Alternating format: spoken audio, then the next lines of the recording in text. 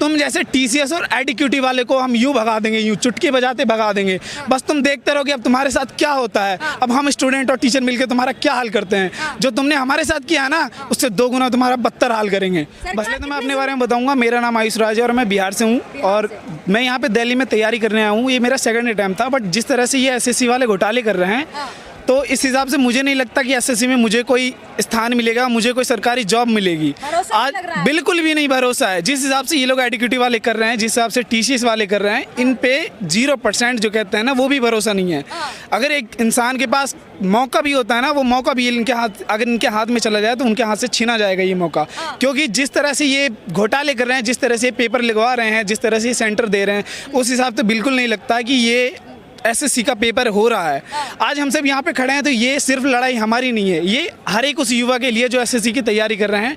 और ये आज हमारे साथ हो रहा है तो हो सकता है कि कल आपके घर पे भी दस्तक दे सकती है परेशानियाँ। क्योंकि ये तैयारी आज हम कर रहे हैं तो कल आपके बच्चे भी करेंगे। और उस हिसाब से अगर आज हम इस चीज़ के लिए आवाज़ उठाएंगे तो कल आपके बच्चे के लिए ये हेल्पफुल होगा। इसलिए आप सबसे यही विनती है कि जो आज लड़ाई हम लोग यहाँ पे कर रहे हैं उसमें आप अपना सहयोग करें, अपना साथ दें और इस आंदोलन को ज़्यादा से ज़्यादा ऊंचाई तक लेके जाएं, ताकि सरकार को हमारी बातें सुनाई दे। जिस तरह से वो कुत्तों के लिए लड़ाई करते हैं, उस तरह से हमारे लिए लड़ाई करें। कुत्तों से बढ़ के भी हमारी ज़िंदगी है। ये नहीं कह रहे कि कुत्तों की ज़िंदगी नहीं, हमारी भी ज़िंदगी है, मगर कुत्तों की बदतर बना रखी है आप लोगों ने। तो हमारे लिए भी कुछ करें। ऐसा ना करें कि मतलब 2 रोटी के लिए तरस जाएं।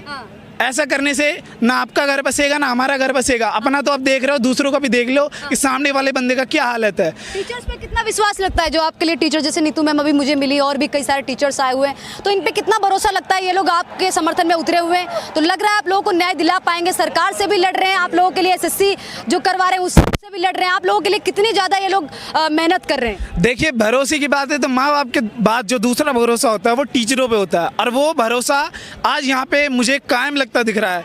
जब ये पिछली बार 31 जुलाई को जो लड़ाई हुआ था, जो टीचरों के साथ मारपीट हुआ था, वो देख के हमारी रूह कांप गई थी। जिस तरह से टीचरों पे लाठीचार्ज हुआ था, सभी लोगों ने देखा होगा किस तरह से बुरी हालात में उन्हें रखा गया था। उन्हें रात को 12 बजे 2 बजे जेल से रिहाई मिली थी, उन्हें कोर्ट में पेश किया गया था।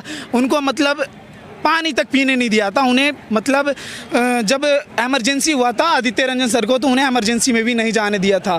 तो इस हिसाब से हमारे टीचरों पे जो भरोसा है वो 1 गुना नहीं बल्कि 10 गुना बढ़ गया है। और टीचरों का सहयोग हमारे साथ है तो तुम जैसे टीसीएस और एडीक्यूटी वाले को हम यूँ भगा देंगे, यूँ चुटकी बजाते भगा देंगे। बस तुम देखते रहोगे अब तुम्हारे साथ क्या होता है। अब हम स्टूडेंट और टीचर मिलकर तुम्हारा क्या हाल करते हैं। जो तुमने हमारे साथ किया है ना, उससे 2 गुना तुम्हारा बदतर हाल करेंगे। सरकार कितनी जिम्मेदार है इन सब चीज़ों के लिए? जिम्मेदारी हर किसी को हम नहीं कह सकते, क्योंकि हर किसी को हम जिम्मेदारी नहीं बता सकते हैं। क्योंकि जब एक जगह से एग्ज़ाम सेंटर जब एक जगह से निकलती है तो वो किसी न किसी तरह से एक जगह से दूसरी जगह बढ़ते हुए आती है।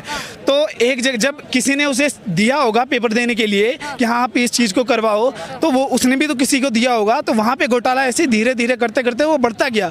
तो एक जगह पे दिक्कत है, तो इसलिए कह रहे हैं कि इस चीज़ के लिए कोई एक संस्था बनवाओ जो कि इस चीज़ पर निगरानी रखे और चीज़ को देखे कि हाँ भाई यहाँ में इसमें कहाँ पर गड़बड़ी हो रही है। आज यहाँ पर भाषण देते देते, यहाँ पर आंदोलन करते करते मेरा गला बैठ गया, कल को मेरे तबीयत खराब हो जाएगी, कल को कुछ हो जाएगा। तुम्हारा क्या है? तुम तो भाई बैठ के आराम कर रहे हो।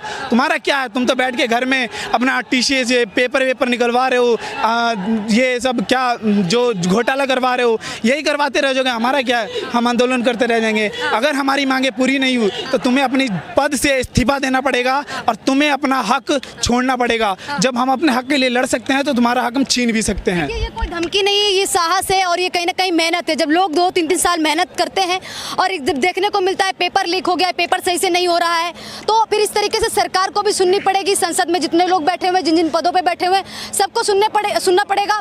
और साथ ही रोडों पे जब उतरेंगे और उसके बाद अगर इनके साथ में कुछ भी गलत होता है तो उसका भी कहीं ना कहीं खामियाजा है, वो सरकारों को भुगतना पड़ेगा। और भी लोगों से बात करना चाहेंगे। आपका शुभ नाम क्या हुआ? मेरा नाम गोविंद है, मैं फरीदाबाद से हूँ। फरीदाबाद हरियाणा। चाहेंगे ये जो भी जितना कुछ देखने को मिला है भी कुछ दिनों में, अभी देखिए जिस तरीके से टीचरों के साथ में भी बदसलूकी देखने को मिली। अब यहाँ पे आप लोगों के लिए टीचर हैं वो समर्थन में उतरे हुए परमिशन के साथ में बकायदा। तो क्या लग रहा है, कितना भरोसा लगता है अपने टीचरों पे और कितनी जिम्मेदार है सरकार ये सारी चीज़ों के लिए? मैम, ये भरोसे वाली बात तो ऐसी है कि अगर ये टीचर हैं तो हम हैं, इनके बिना हम कुछ भी नहीं है, ना हमारे बिना ये कुछ है। दूसरी बात, जिम्मेदारी तो ऊपर से लेके नीचे तक की है। एक छोटे से छोटा जो कर्मचारी है वो और जो ऊपर से बड़ा कर्मचारी है, सभी जिम्मेदार है। 2024 में 4 मार्च को CPO की भर्ती आई थी और आज 25 अगस्त 2025, मैक्सिमम मोर देन 1.5 साल हो गया उस भर्ती का, कोई आज तक पता नहीं है। अब उसकी मेडिकल्स की डेट आई है। मेडिकल्स की डेट आने के बाद हमें ये नहीं पता कि मेडिकल्स होंगे कब। मेडिकल होने के बाद हमें फिर उसके 1-1.5 महीने तक फाइनल लिस्ट के लिए इंतजार करना पड़ेगा। फाइनल लिस्ट आएगी, उसके 1.5-2 महीने बाद ज्वाइनिंग मिलेगी। 2024 की ज्वाइनिंग जो है वो 2026 में मिलेगी। उस बीच में 2 साल जो बच्चे की मानसिक स्थिति होएगी या जो बच्चे अपना फाइनेंशियली जो ठीक नहीं है, स्टेबल नहीं है, वो कैसे करेंगे। दूसरी चीज़ क्या है कि अभी इन्होंने बोला था कि जून में 2025 में CPO की नेक्स्ट वैकेंसीज आएंगी। उन वैकेंसीज का भी कोई पता नहीं है। उसके बाद इन्होंने क्या किया, रिजल्ट तो अगर सर उस दिन हमारे टीचर्स डिटेन नहीं होते, अगर उन्होंने दबाव नहीं बनाया होता सरकार पे, DOPT मिनिस्टर्स पे या SSC के चेयरमैन पे, तो मुझे नहीं लगता कि हमारा रिजल्ट भी आया होता। मैं सरकार से मैं SSC से सिर्फ इतना पूछना चाहता हूँ कि जब भी कोई रिजल्ट आता है तो हमारा रात को 12 बजे क्यों आता है? ये 12 बजे आने का क्या मतलब है? क्या 12 बजे आप लाइव आते हो हमारे लिए कुछ कहने के लिए? ये नोटिफिकेशन 12 बजे, ये 12 बजे सबसे बड़ा जो मुद्दा है, ये 12 बजे नोटिफिकेशन देने का क्या है? होली के दिन आपने रिजल्ट निकाल दिया CGL का, बच्चे उसमें भूल जाएंगे, कोई मुद्दा नहीं उठाएगा, कुछ नहीं होएगा। 2024 में 14,000 वैकेंसियों में से कम 7,000 वैकेंसीज ऐसी हैं जिसमें घोटाला हुआ है, अंडर द टेबल मनी लेके पूरा स्कैम हुआ है। सरकार से सिर्फ इतनी मांग है कि ये जो एग्ज़ाम है फेयर होए और टाइम टू टाइम होए। बहुत सारे बच्चे ऐसे हैं जिनकी एज 2025 में 1 अगस्त 2025 को 25 साल नहीं पूरी होनी थी, पर इन्होंने क्या किया है कि फर्स्ट हाफ में जो एग्ज़ाम आएंगे उसको हम कंसीडर करेंगे 1 अगस्त 2025 से, सेकंड हाफ में जो एग्ज़ाम आएगा उसको 1-1 2026 से कंसीडर करेंगे। और ये अगर इन्हें ऐसा करना ही था तो क्या प्रायर नोटिस नहीं दे सकते थे हमें? नोटिस अगर नोटिस देते तो जिस बच्चे का भी एक अटेम्प्ट बचा होता, मेरा लास्ट अटेम्प्ट था मैम, मेरा लास्ट अटेम्प्ट बचा होता 2025 का, अगर वो वैकेंसी आई नहीं है अभी, और मेरे को नहीं लगता कि 2024 वाली वैकेंसीज पूरी होने से पहले वैकेंसी आएंगी। अगर वैकेंसी नहीं आई तो वैकेंसी आएंगी 2025 में, और मेरा जो लास्ट अटेम्प्ट था वो चला गया। तो मैं ये तो खिलवाड़ हो गया साफ। तो SSC से सिर्फ इतना ही कहना चाहता हूँ, अगर सुधार होना चाहिए तो पूरे ग्राउंड लेवल से लेके पूरे अपर लेवल तक होना चाहिए। ये जो सॉल्वर बैठ जाते हैं ना, ये कुछ पैसे लेके, तो और सरकार को ये ज़रूर सोचना चाहिए कि हर बच्चा फाइनेंशियली स्ट्रांग नहीं होता है। हमारे फैमिली इतनी फाइनेंशियली स्ट्रांग नहीं है कि हम ये पढ़ाई छोड़ के कोई दूसरी चीज़ कर ले। अगर ऐसा ही होता तो हम 2-3 साल से पढ़ाई नहीं कर रहे होते। 2023 में तैयारी चालू करी थी मैंने, 2023 वाला मेरा किसी कारणवश से रह गया, लेकिन 24 में 150 से ज़्यादा कट ऑफ आई। अगर मेरे 149 नंबर आए तो मैं क्या पढ़ता नहीं हूँ? 149 नंबर लाना कोई नॉर्मल बात है क्या? उन्होंने मतलब अपनी को सारा चीज़ को एक दरकिनार करके यहाँ पर हम सब स्टूडेंट्स के लिए यहाँ पर आए हैं, बारिश में भींग करके खड़े हुए हैं। 31 तारीख को आप सबने देखा कि उन्होंने हम बच्चों के लिए लाठियाँ खाई।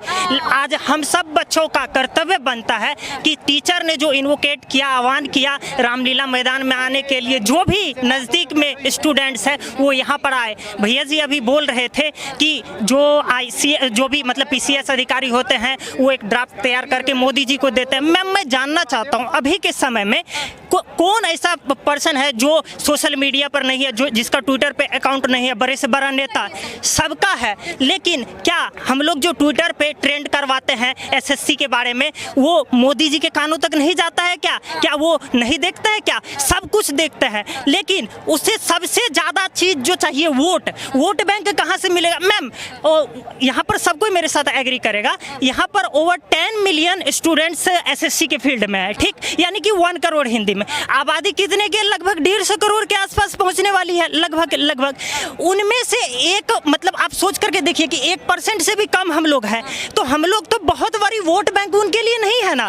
वही अगर बात की जाए, आप लोगों की बातें नहीं सुन रहे क्या? जी दैट्स द रीजन। वही बात मैं कहना चाह रहा हूँ क्या कि अगर यहीं पर बात हो जाए धर्म को लेकर के, तो मैम बिल्कुल वो उसको कवरेज करेंगे। मैं बताना चाहता हूँ क्या कि मेरे पापा खुद की बात करता हूँ, वो बहुत बड़े मोदी भक्त है, सच्चाई बताता हूँ। लेकिन मैंने जब से उनसे बताया कि यार पापा हमारे शिक्षकों को कैसे बसों में भर करके उन पर लाठियां बरसाई गई, ऐसा किया गया, तब जाकर के पापा को अकल ठिकाने आया कि बेटा नहीं, अब हम बिल्कुल मतलब इन गवर्नमेंट का साथ नहीं देंगे। हम ये कहना चाहते हैं मोदी गवर्नमेंट से, चाहे कोई भी गवर्नमेंट क्यों ना आ जाए, हम लोग यहाँ पर क्यों हैं? We are students, we are supposed to study. यहाँ पर हम लोग प्रोटेस्ट करने के लिए नहीं है। We have whatever the time we have that is very valuable to us. हम लोग यहाँ पर अपना कीमती समय क्यों दे रहे हैं?